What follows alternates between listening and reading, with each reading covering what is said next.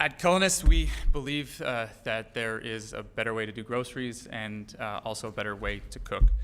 I might have to switch a couple slides around, but so we deliver all of the ingredients necessary to cook healthy and interesting meals at home in around 30 minutes. Every week on our website, culinist.ca, we put up 6 recipes from which our members choose to receive between 6 and 16 portions. We deliver those recipes in packaging such as you see here in the exact amount so that there's no waste, and you don't need to buy a bunch of cilantro if you only need a couple grams or a couple stems of cilantro. All these recipes are designed to be healthy and fun and are delivered for around $9 a person. Our clients range from people that have never been in a grocery store before to people that go to the market every day, and it's really fantastic. As Pino mentioned, my business partners and I were finance guys, so we were always chasing big stocks and going to work on Wall Street and Bay Street in Toronto and stuff like that. A lot of that left a big kind of hole in our personal lives. We were working 80 hours a week and never had time to do the things that we really loved, which was talk about food, eat food, drink food, whatever it was. So basically what we would do would be we'd work till 2 o'clock in the morning every day, and then on Fridays we'd probably get out early around 9 o'clock, and at 9 we would run around the city to go find all the ingredients to cook a recipe, and that was what we kind of looked forward to all week. Then once we cooked the recipes, enjoyed, had some wine, whatever, all of those ingredients would stay in our fridge until the next Friday and would just end up smelling, and our roommates would yell at us and all the fun stuff that goes along with it. So we, once we left, we were working at, both of us at RBC. Once we left RBC, we decided that we wanted to find a business that we really loved and wanted to invest in. A bunch of different industries we looked at. We ended up looking at groceries because our passion for food. We looked far and wide, US and Canada, and didn't find anything that really suited what we wanted. So we kind of sat down and said, what are the problems that we had with our regular grocery delivery and our experience in cooking at home? Similar things came up, buying food, running around the city, grocery delivery in Montreal, if you've ever had it, is kind of non-existent or laughable if you can put it that way. So we came across the Culinist idea and borrowed a lot of it from different parts of different companies in Europe and in the US, and kind of made it our own with the Canadian twist. So one of the things that we were asked to kind of touch on is the importance of content in your business to acquire new customers. The big aha moment for us when creating Culinist was, we're told our whole life not to accept food from strangers. You're told not to take candy, not to go to the ice cream truck, all that stuff. Like, we don't even have a physical location. That's how stranger we are, right? So for us, it's imperative that we have something that helps people build credibility in their minds about us and about the community, that we're a legit operation. We're not kind of operating in some random corner of the world and putting stuff together with no safety precautions. Like, we have a lot of work to do to come from a finance background to start a food company that's e-commerce and doesn't have anybody walking by it every day and saying, that's the Culinist store, and look how clean it is, or look how well lit it is, or anything like that. So content is super, super important to us, and I think it's important to a lot of businesses. When I talk about content, what I mean is basically using marketing communication. It could be blog, social media, video, pictures, how-to, infographics. You see it all the time. Using communication such as that to build brand loyalty and to acquire customers, but not to sell them. You're not asking them to buy something. So we do it through a couple different ways, which I'll get into. The first thing that we decided when we realized that we wanted to use content to build our credibility was we needed to build an audience. And building an audience, because we're an e-commerce business, is difficult. We're one of the 1 billion plus websites on the internet, so we have to actually get some traffic. We decided that we wanted to use email marketing and blog posts as our main capture. So we put a email sign-up form. Basically, you create a free membership when you get to our website to access the recipes. We put a lot of effort into the recipes, so people feel like it's a give and take, and they're happy to give their email for that. So here I'm just going to switch around. So in terms of what we communicate, we have thousands of people's emails, and they trust us with these emails, so we can't spam them. We don't want to consistently be selling them either. So this is where the content comes in. What we talk about is, these are 4 of the main categories on our blog that we talk about. One is chef's knife, so kind of the stuff that you have at home already, but you want to be, you might not know best to use it or best to upkeep it, so how to hone it, how to sharpen it, what to look for, how to hold it, all these things. We talk about that type of stuff, which, as I said, some of our clients never walked into a grocery store before, so they're coming from pretty far down. We do behind the scenes, so opening up the Komodo to show kind of what we do and where it all comes from and how it all gets put together.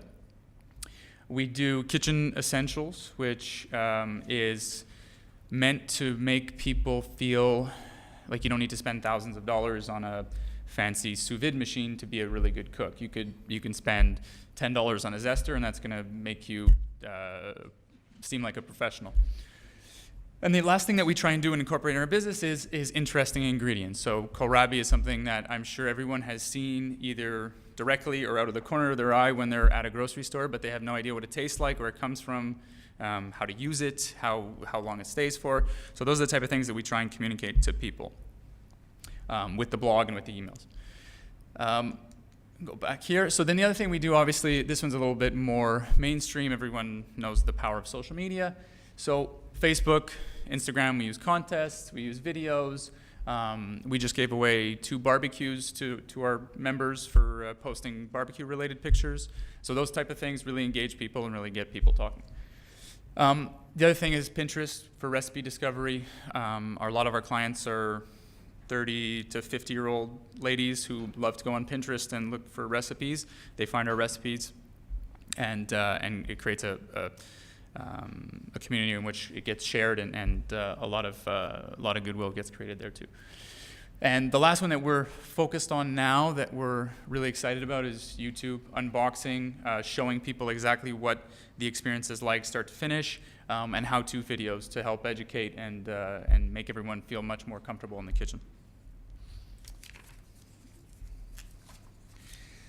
So these are a couple examples of people that we admire the way that they've done things, and I welcome all of you to check it out on your own time.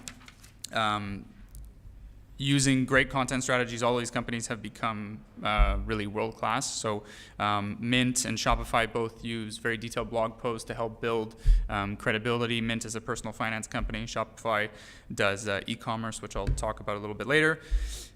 Frank and Oak, Montreal guys, they're doing some great stuff around the suppliers that they work with, and it's really, really cool to see kind of the behind the scenes of how their suppliers come together. Plated is a similar business to ours in the US, and they do a lot of video. So it's really interesting to see their video strategy, bespoke posts as well. So it's not only important to have the content and to distribute it, but it has to be engaging. If it's not engaging, you're kind of just going into no man's land. So for us, the stuff that we care about and we're most proud of, given that we focus a lot on blog posts and emails, we focus a lot on our MailChimp numbers. So MailChimp numbers include our open rates, our click-throughs, how many people, how much time they spend reading the blogs. And what we've seen is a good blog post gets little engagement, and we learn from that. And the the bad blog posts, little engagement. The good blog posts get amazing engagement, and we're at 10 times the industry average. And we've been able to tailor what we talk about because of those engagement numbers. The same thing, likes, shares, comments, Facebook, all that stuff. It's straight up in the open, so you can easily see what people are doing, how they're interacting with the brand, all that stuff. And it's another way that we think of when we're partnering with other companies to write about us or to share branding ideas. We look at their engagement levels, not just their followers, but their engagement levels. So if you have 100,000 followers, but you put up a picture or video and there's only one person that mentions, wow, nice video, that's not that great. Like, people don't really care about that video. So that's one of the things that we think about. And YouTube, obviously, the same stuff. So the other thing that we were asked to talk about,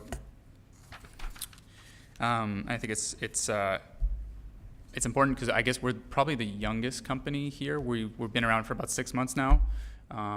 Things are going really well, but we're still very, very, very new. So the challenges and opportunities of financing and growing, you never have the experience necessary. You're never going to get a consensus that you should start a business. I think Anna kind of pointed that out in the closing remarks. Like, no one is going to tell you it's the right time to do it, and you're the only one that can make that decision. So with that in mind, this was our first website. So do you want to order food off of this website? So we sell a weekly subscription. So every week, members were willing to go and put their first name, their last name, their phone number, their email, and then in a Google form, on a drop-down, they would input which meals they wanted. This cost nothing to set up. We paired this with our Shopify platform, so we had pictures, and it was just hyperlinked. But this is kind of proof that you don't need $20,000 to hire a design team to build yourself a website. We had 50 people using this, giving us money every week, sending food to them. Like, that's how you should think about every problem. We don't use this anymore. In terms of the financing, the challenges and opportunities, I think money is obviously the number one reason that people always talk about. If I had money, if I needed money, all I need is money. I think it's the wrong attitude to have. You've got to think about how can I get the money, or how much do I actually need. There's ways to get around it. So the challenge that we have, and they're the same. I think they're similar for everyone else. Personal guarantees. Obviously, when you're starting a business, you're 100% linked to the company. Managing cash flow. If you're starting off, we have a volume business, so basically the higher volumes, the better our pricing, and the better our pricing we can translate to our customers, and the better margins that we can get internally. So that's been a huge challenge. And then financing growth. We feel like we've built an amazing product that people are really happy to share with their friends and family.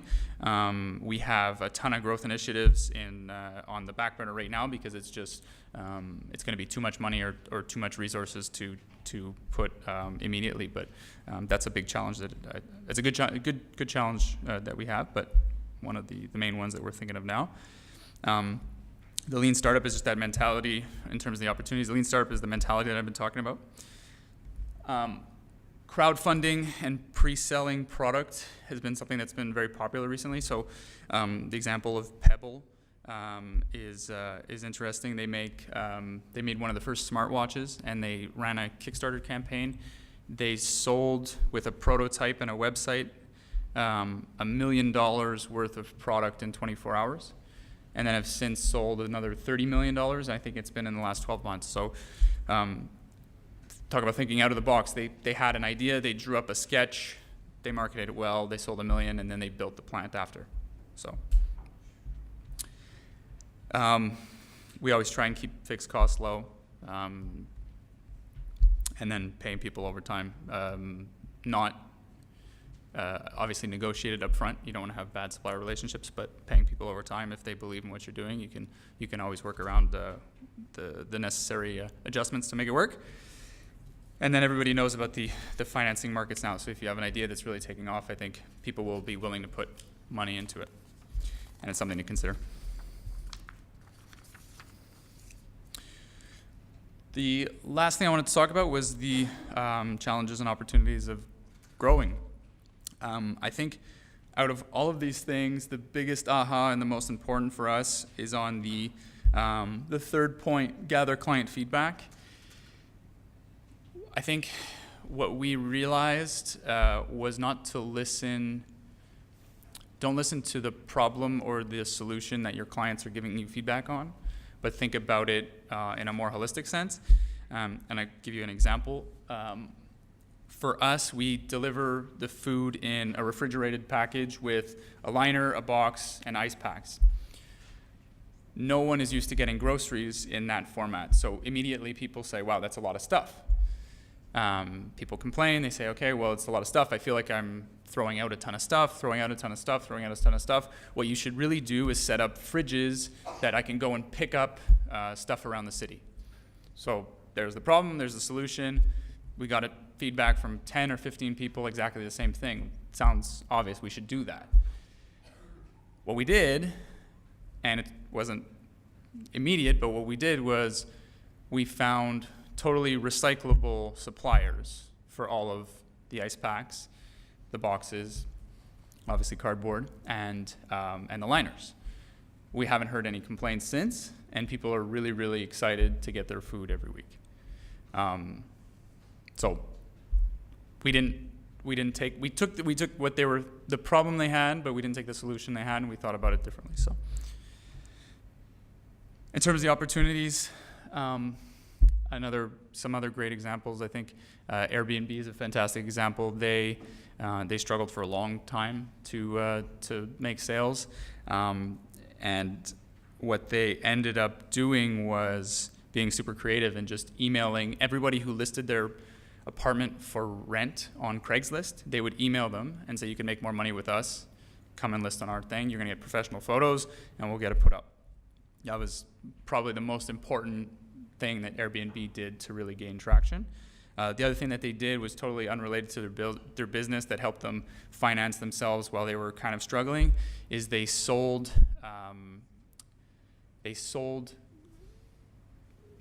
boxes of cereal at conferences to promote the presidential race. So there was like the GOP convention in Florida, and they went and they sold cereal boxes to see who was going to win the GOP race. And so talk about, like, they're not renting people's apartments, they're selling cereal boxes to help pay for the business. So it's pretty creative thinking.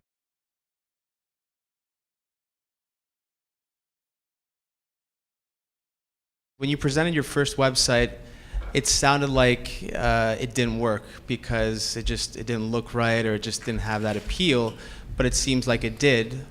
So I'm just curious to know, when was the moment where you felt like you had to change websites and become, change your image or your online presence? It's a great question. I think for us, the first website was a piecing together of off-the-shelf products. So it was Google Form for order processing, it was Shopify for front end for the actual site and payment processing, and then we have a subscription business model. People order from us weekly.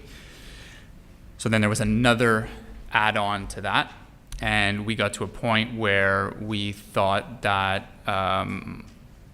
we've proven the concept that people are willing to order this type of service. We changed around the product a ton in the first couple of weeks. Like, we were selling smoothies in the morning and doing breakfasts and lunches, and then we could do small portions, big portions. We changed around a lot of different things at the same time. And once we kind of landed on, okay, we're going to sell this many portions, it's going to be these style of recipes, now let's go share it with the world. It was kind of at that apex that we decided to hire someone on our team to build out the website, because there's a lot of customization in the back end. Like you can't, we couldn't find a very easy solution, so we had to go and build it.